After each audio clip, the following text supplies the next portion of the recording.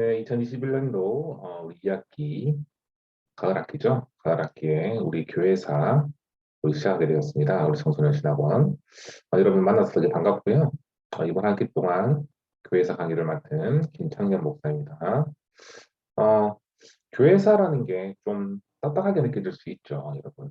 그런데 교회의 어떤 역사이기 때문에 이 역사를 보면서 이 교회의 축복과 또 나의 사명과 또 신분 권세 그것을 전반적으로 이해할 수 있는 굉장히 귀중한 그런 시간이 될 거라 믿어요. 하나님께서 주신 최고의 시간표에 여러분들과 한 학기 동안 기도하면서 잘 읽어봤도록 하겠습니다. 네, 이 시간에 잠깐 우리 기도하고 오늘 강의 시작하도록 하겠습니다. 하나님 아버지 감사를 드립니다. 이번 가을 학기에 청소년 신학원 사랑하셔서 교회사에 대해서 우리 강의를 함께 나누게 하심을 감사를 드립니다. 교회의 축복을 알고 또 청소년 시기 때부터 렘넌트의 정체성을 확인하고 교회를 위해서 기도하고 또한 헌신하는 그 마음을 회복할 수 있는 최고의 시간 될 수 있도록 역사하여 주시옵소서. 예수 그리스도 이름으로 기도합니다. 아멘. 네, 여러분 오늘 교회사 1강 할 텐데요.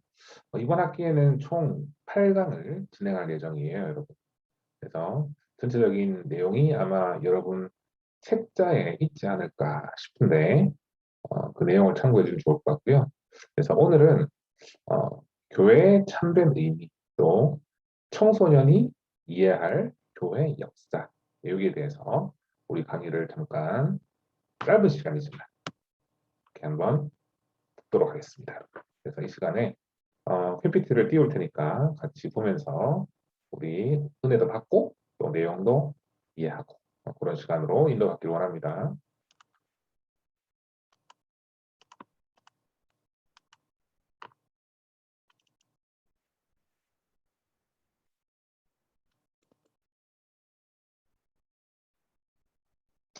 네, 제가 전체적인 화면이 안 나오고 이제 밑에 아래에 이렇게 나오죠. 지난 학기도 이렇게 수업을 했었는데 강의를 했었는데 이번 학기에도 이렇게 진행하도록 하겠습니다. 자, 청소년이 이해할 교회 역사예요. 자, 오늘 성경 말씀 한번 우리 같이 볼까요? 마태복음 16장 16절에서 18절 말씀이거든요. 지금 화면을 보면서 우리 4, 5, 6학기 또 청강 우리 일반들 같이 한번 읽어보도록 하겠습니다. 오늘의 주제 말씀이에요. 같이 읽을게요. 시몬 베드로가 대답하여 이르되 주는 그리스도시요 살아계신 하나님의 아들이십니다.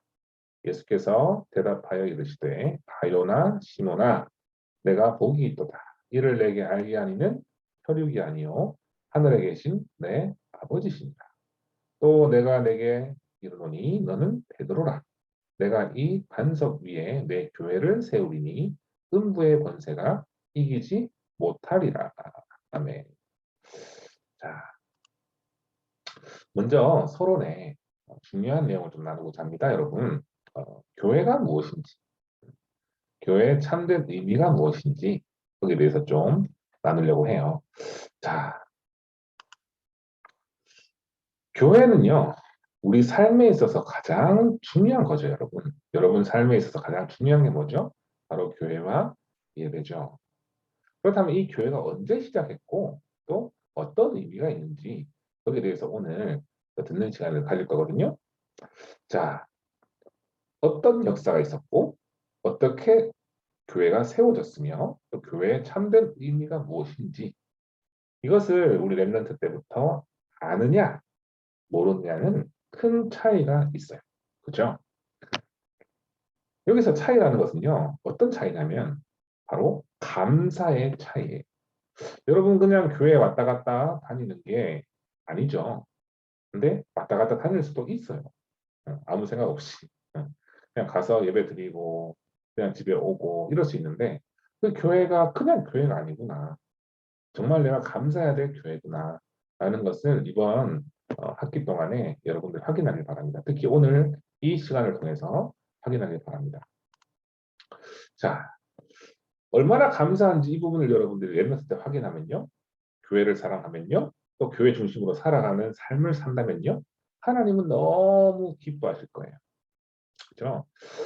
이번 학기에 교회사에 대해서 우리가 같이 나눌 수 있는 그런 시간표를 줘서 너무 감사한데 또 딱딱할 수 있겠지만 또 여러분들이 잘 정리를 해서 여러분 정체성을 확인하고 또 신앙생활 승리하기를 기도하겠습니다. 자, 먼저 참된 교회의 의미, 그죠? 오늘 16장 16절에 보면은 어떻게 말씀하셨죠? 바로 주는 그리스도시요 살아계신 하나님의 아들이시니다. 이 예수가 바로 그리스도라는 이 고백 위에 세워진 것이 바로 교회예요. 그리고 18절에 뭐라고 했죠, 여러분? 음부의 권세가 이기지 못하는 곳이다. 여러분 지역에 있는 교회, 여러분 다니는 교회 그냥 있는 게 아니에요. 교회가 있음으로 인해서 그 주변에 있는 모든 지역의 흑암 세력이 벌벌 떨 수밖에 없는 거예요. 내가 교회를 갔다 온다? 이것은요, 사단이 벌벌 떠는 거라니까요. 음부의 권세가 이기지 못하는 곳이 바로 교회입니다. 왜요? 예수 그리스도 이름으로 세워진 교회이기 때문에. 자, 두 번째로 뭐냐? 고린도전서 3장 16절에 뭐라고 했죠? 너희가 성령이 함께 계시는 전이다. 구원받은 성도 있잖아요. 구원받은 성도는 다 교회예요. 그래서 우리 렘넌트 한 사람 한 사람이 다 교회예요. 예수 그리스도 영접한 사람이 영접한 성도는 전부 다 교회예요. 왜 그럴까요? 우리 마음속에 예수 그리스도가 살아계시기 때문에. 자, 마태복음 18장 20절에 두세 사람이 내 이름으로 모인 곳에 나도 그들 중에 있느니라 이런 말씀이 있거든요. 예수님이 그렇게 얘기했어요.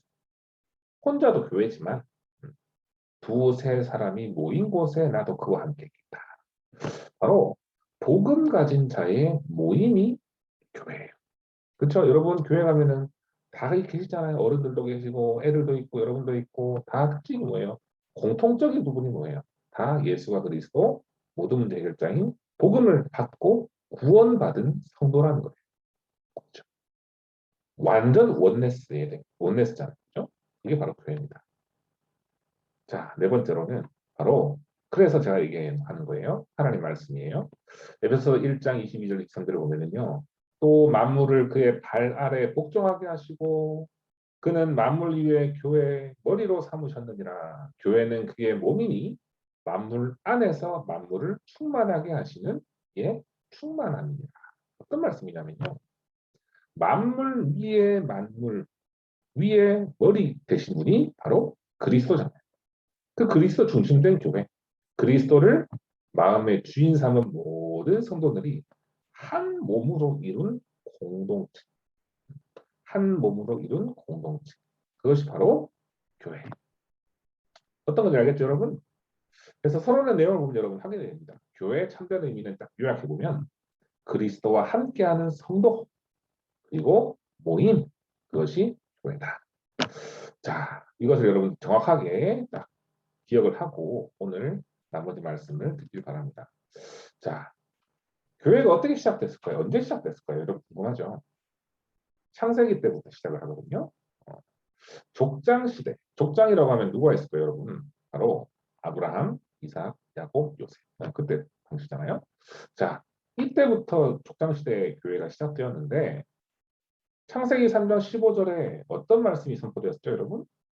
여자의 후손이 뱀의 머리를 상하게 할 것이다. 여자의 후손 곧 예수가 그리스도, 예수 그리스도가 오실 것이라는 것을 다 예표하셨잖아요. 이 복음이 선포된 이후부터 바로 교회가 세워졌어요.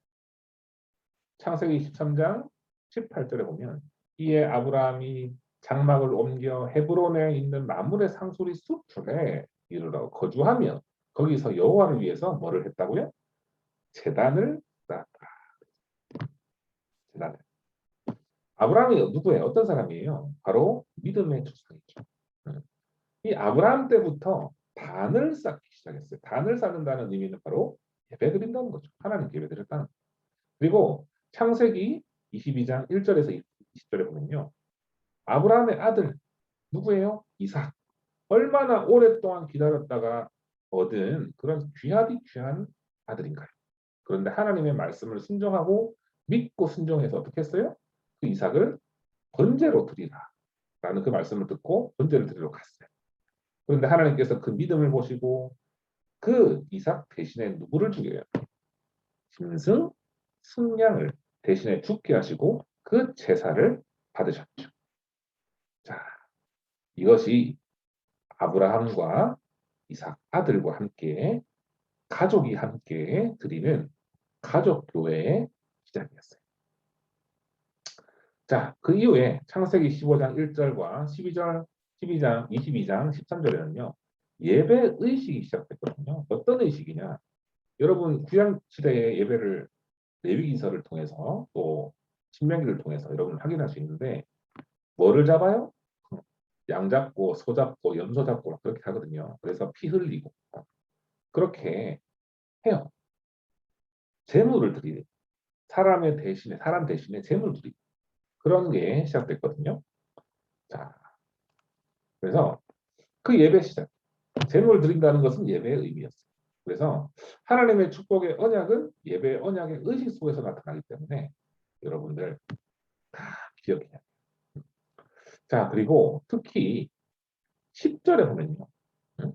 10절에 보면 15장 10절에 보면요. 이런 말씀이 있어요. 짐승들의 중간을 잘라서 쪼갠다. 이런 말이 있거든요. 언약이라는 말의 원어가 뭐냐면 쪼갠다는 말이에요. 쪼갠다. 그 말은 뭐냐면 이 약속을 지키지 않으면 이 쪼개짐과 같이 피를 흘릴 것이다. 그만큼 중요하다는 거예요. 언약이라는 것이. 절대로 깨질 수 없는 것. 그걸 얘기하는 거거든요. 그래서 짐승을 쪼개놓고 제물로 삼았다는 것은 하나님이 주신 예배 의식이었어요. 22장 13절에 뭐라고 했어요? 아브라함이 순양을 데려다가 아들을 대신에 번제를 드렸다.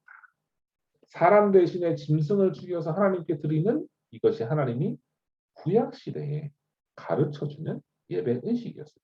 이게 시작됐다니까요. 예배의 시작이었어요. 자, 여기서 어디로 가느냐, 여러분? 바로 광야로 넘어가죠. 광야. 출애굽 이후에 모세를 따라서 이스라엘 백성들이 다 나오죠. 나와서 광야에서 40년간 있잖아요. 근데 나왔을 때 하나님께서 이스라엘 백성들에게 주신 언약 또 알려주신 예배의 방법들이 있었어요. 그것이 바로 첫 번째가 세절기를 지키라. 두 번째가 뭐냐? 바로 성막을 만들어라. 그죠? 이때부터 진짜 각종 예배 의식과 제사 예물의 내용과 또 제물의 내용과 형태가 갖춰지기 시작했어요. 음. 자, 광야 생활 40년 하게 되면서 사람들이 어떻게 바뀔까요, 여러분? 노예 생활했던 것도 까먹어요. 차라리 그때가 더 좋았다. 이런 식으로 표현도 하고. 왜냐? 광야 너무 힘드니까. 노예 생활하면서 일하면서 밥은 먹었는데 나와가지고 너무 힘드니까 하나님 원망하기도 하고 또 가다가 또 우상숭배하기도 하고 막 이랬거든요. 자, 여러 가지 불평불만들이 나오는데 이럴 줄 아시고 하나님이 이스라엘 백성들에게 줬어요. 뭘 줬느냐? 이것을 하라고 했어요. 명령을 했죠. 새 절기를 지키라. 6월절, 오순절, 수장절 이 세 가지거든요. 지금도 이스라엘 백성들이 유대인들이 지키고 있는데 자, 6월절이라는 것은 넘어간다는 의미예요. 패스오버. 그래서 뭐가 넘어갔냐? 죽음에서 생명으로 넘어갔다. 다 지나갔다. 또 구원받았다. 그런 의미예요. 그래서 모든 장자가 다 죽는 그때 문설주에다가 양의 피를 발랐을 때 그 피 바른 집은 아무런 문제가 없이 다 구원받았잖아요. 바로 예수 그리스도의 구원을 예표하는 거죠. 자, 하나님이 구원 주신 것에 대해서 감사를 가지고 있으면 하늘의 축복을 받는다. 이게 6월절의 의미입니다. 또 그 받은 축복을 감사하면서 축복을 빼앗기지 않는다는 것. 이것이 너무 소중한 것이죠. 그래서 곧 결국에는 그리스도 보혈의 피로 구원받는다는 것을 예표합니다. 아까도 얘기했지만 자, 두 번째가 뭐라고요? 오순절이죠. 오순절. 바로 어려운 광야길을 가는 동안에 하나님이 너와 함께 하시겠다. 너희와 함께 하시겠다. 어? 그것이 바로 오순절의 축복이에요. 그 능력의 증거가 오순절. 또 수장절은 뭐예요? 천국 배경. 광야길 가는 동안 하나님 어떻게 역사하셨죠? 구름 기둥으로, 불 기둥으로 또 만나를 주시고 메추라기를 주시고 그렇게 모든 것을 채우시고 인도하셨거든요. 죽이시는 것이 아니라 보호하시고 인도하시는 분이 바로 하나님이다 라는 것을 기억하라. 또 곡식을 거두어서 저장을 했죠. 맥주감사절. 그래서 추수감사절이죠. 딱 모아서 그것을 가지고 하나님께 감사했던 거예요. 뭐야? 나의 배경이 천국 배경이요 하나님 나라의 배경이다. 이것을 감사하는 절기를 지키라. 자, 이 세 절기를 하나님이 광야 교회에 주신 이유가 뭘까? 광야 생활하는 유대인들에게 주신 이유가 뭘까요? 바로 낙심하지 마라. 하나님이 나의 배경인데 또 엄청난 축복이 하나님이 주실 것인데 그 언약을 붙잡으라. 그러면은 절대 문제 안 된다. 이것을 기억하라. 그래서 세절기를 통해서 하나님이 하라고 하신 게 있어요. 모이는 거잖아요, 여러분. 절기를 하면 어때요? 우리가 파티를 한다. 예를 들어서. 그럼 어떻게 돼요? 사람들이 모이잖아요. 자, 절기를 하기 위해서는 이스라엘 백성들이 모여요. 모여서 뭘 해야 되나? 바로 이 예배. 바로 교회의 축복입니다. 하나님께 감사하고 예배드리라. 그게 광야교회의 시작이었습니다. 자, 그 장소를요. 광야교회에 하나님이 주셨는데 그 속에서 하나님이 하라고 하신 게 또 있어요. 바로 두 번째로 성막을 준비해라 했거든요. 성막. 자, 그림 볼까요? 광야에 있는 성막의 그림이에요. 이게 또 상상하면서 그린 그림인데 왼쪽 보면 어때요? 주변에 모든 것이 뭐 천막도 있고 광야잖아요. 그 속에 중간에 딱 있죠. 성막이 있단 말이에요. 그 성막 안에는 뭐가 있어요, 여러분? 번제단도 있고 물두멍도 있고 성소와 지성소가 있고 그죠? 다 있어요. 이게 어떻게 그때 당시에 교회의 모델이었어요. 표본이었어요.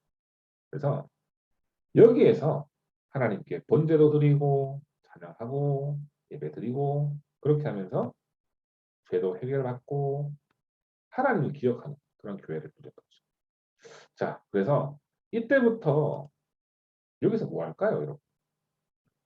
예배 의식이 생기는 거죠. 레위기서에 보면 그림이 좀 재밌죠, 여러분? 번제에 드렸던 그 제물들 보이는 건데 구약시대 때 레위기서에 보면은 5가지 제사가 있었어요.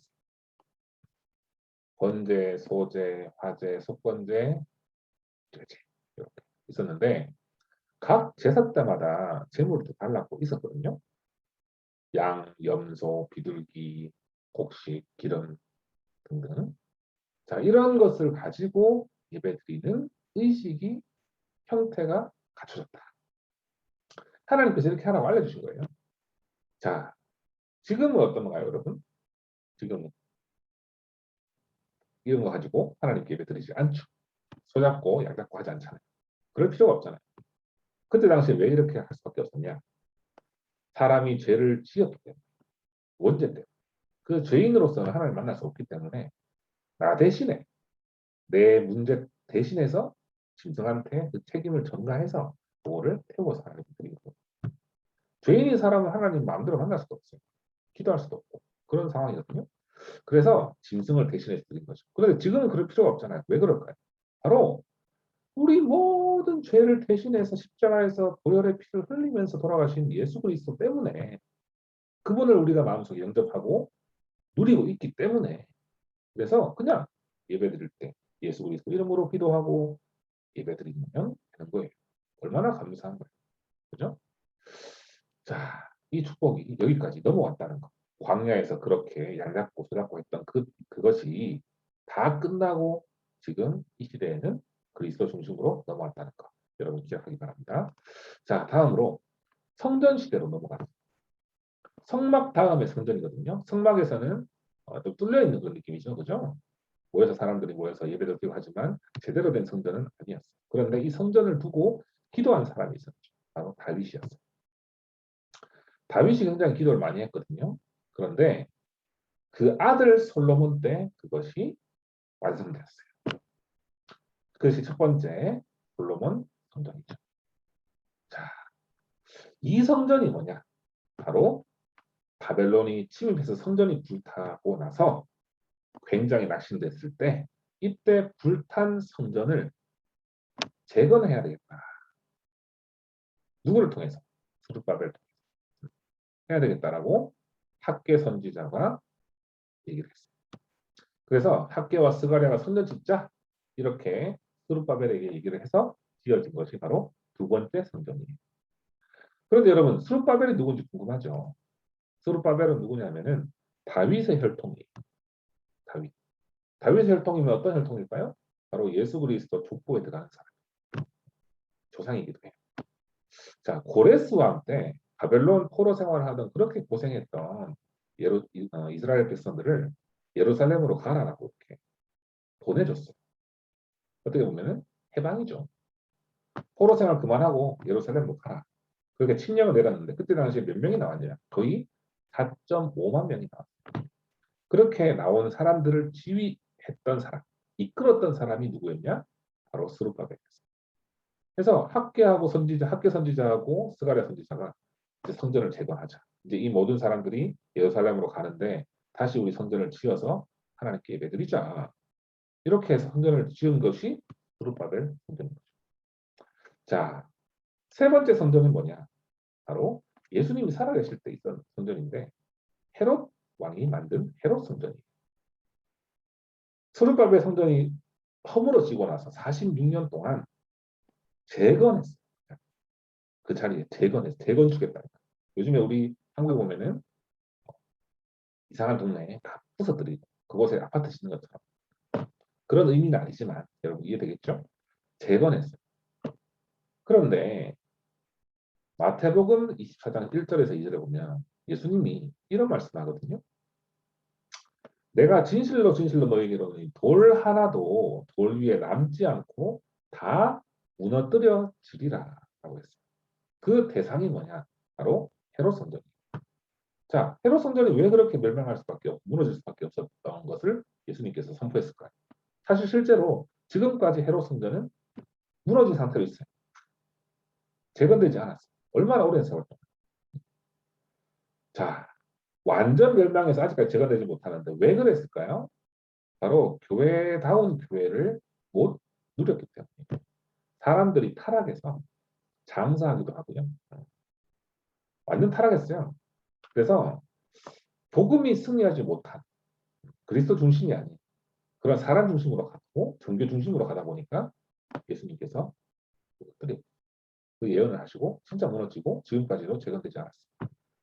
자, 그런데 이 이후에 바로 초대교회가 시작됩니다. 어떻게 초대교회가 시작됩니까? 자, 사도행전 2장에 마가다라 땅에서 성령의 역사, 그 축복 속에 교회가 세워지게 됩니다.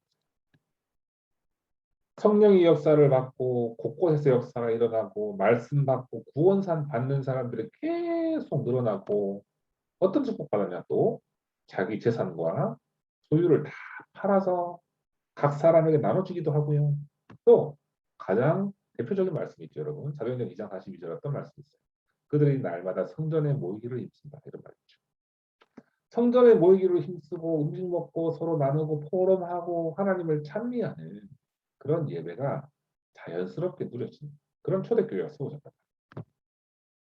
자, 특히 초대교회 전도자들 바울을 통해서 곳곳에 전도운동이 일어났고 말씀에 힘이 있어 흥왕하여 세력을 얻는 그런 역사가 진행됐죠. 이 속에 사실상 초대교회 때는 핍박이 굉장히 심했잖아요.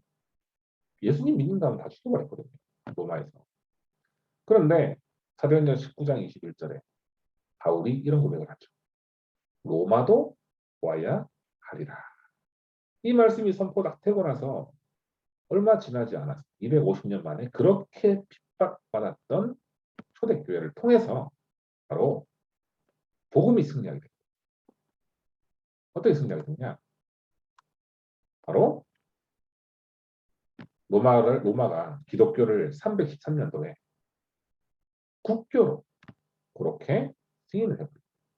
나라에서 믿는 종교로 그렇게 핍박하던 기독교를. 자, 그렇게 해서 로마의 교회 중심의 역사와 문화와 예술이 다 발달하게 되는데 문제점은 뭐죠, 여러분? 시간이 흐르면서 사람 중심이 되고 또 교권화되고 또 교황 중심이 되고 이상하게 종교 생활로 바뀌어버린 거예요. 그러다 보니까 굉장히 이상해졌죠. 전 세계가. 로마 중심이었는데 사실상 전 세계가 이상해졌어요. 교회 색깔도 이상해졌고 복음도 아닌 것이 짬뽕 돼가지고 특히 가톨릭 그랬거든요. 자,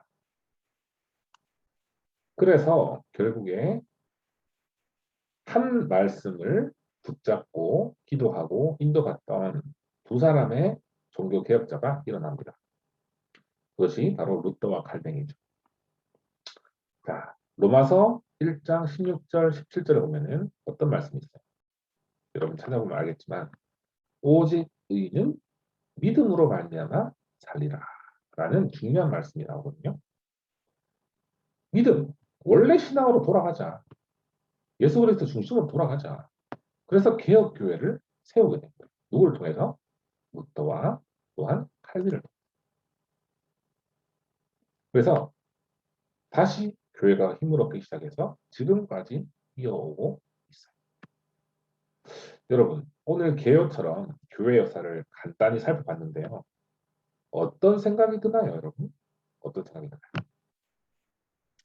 구원의 축복과 응답의 시작은 교회에서부터 나오는데, 그리고 모든 음부의 권세가 무너지는 것. 그것은 교회로부터 무너지는데, 내가 다니는 교회, 그리고 그리스도를 모신 나 자신이 얼마나 소중한지를 알고 지켜야겠다는 생각이 들죠. 시간이 흐르면 흐를수록 교회는 종교화되고 세속화되고 사람 중심이 되고 이상하게 변질되는데 감사하게도 우리는 지금요 원색적인 부분 가지고 전도운동하는 교회에 있다는 사실을 얼마나 감사한지 여러분 행복하시기 바랍니다. 그냥 있는 교회가 아니에요, 여러분. 여러분을 위해서 전도운동을 위해서 기도하고 계시는 목사님이 계시고 또 함께 신앙생활하는 성도님들 계시죠. 그죠? 얼마나 감사합니다. 감사하면서 이제 나는 이 교회를 지켜야겠다. 내가 허리 역할을 하는 든든한 랩런트가 되어야겠구나. 그런 그루터기가 되어야 되겠다. 이런 기도 제목이 여러분 잡히길 바랍니다. 자, 그래서 결론이에요. 자, 마태복음 16장 18절에 보면은요. 복음 전파하는 축복, 음부의 권세를 이기는 축복이 교회를 통해 시작된다. 좀 전에 말했죠. 사도행전 20장 28절에 보면 여러분은 자기를 위하여 또는 온 양떼를 위하여 삼가라. 성령이 그들 가운데 여러분을 감독자로 삼고 하나님이 자기 피로 사신 교회를 보살피게 하셨는다. 이런 말씀이 있어요. 항상 교회를 위해 기도하는 여러분 되기 바랍니다. 보살피는 교회 사랑, 또 예배 사랑, 하나님 사랑. 오늘 계속 누리는 우리 충신 랩넌트 되기를 기도하겠습니다. 오늘 1강 이것으로 마칠게요. 기도하겠습니다. 하나님 아버지 감사를 드립니다. 교회의 의미, 교회의 축복 그것을 알게 하시고 또 지금까지 이어온 교회 역사를 잠시 동안이나마 볼 수 있게 하심을 감사를 드립니다. 지금 내가 다니고 있는 교회 또 모든 교회가 얼마나 소중한지 알고 복음 회복해서 전도 운동할 수 있는 교회로 쓰임받을 수 있도록 위해서 기도하고 또 내가 전도하는 랩런트로 쓰임받을 수 있도록 주님께서 인도하여 주시옵소서. 이번 한 주간 동안 함께 하실 줄 믿고 예수 그리스도 이름으로 기도드립니다. 아멘. 네, 감사합니다. 여러분 다음 주에 또 만날게요.